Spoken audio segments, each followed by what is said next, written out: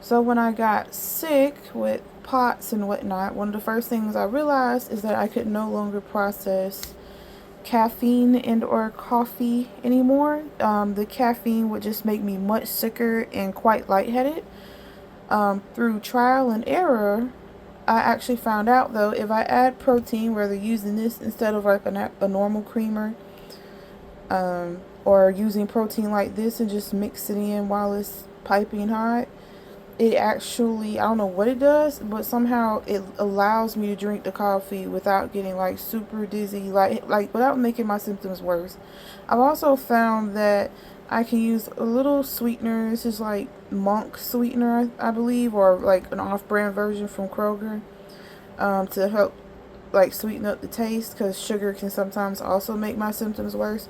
And with all that going on, I can add like a pack of tea in there. I usually use like digestive tea, but I had those, so I use those as well to help my stomach and everything try to process. And I find that even though it's an odd combination to have going on with coffee, it does actually allow me to drink it without having without making my flare ups worse.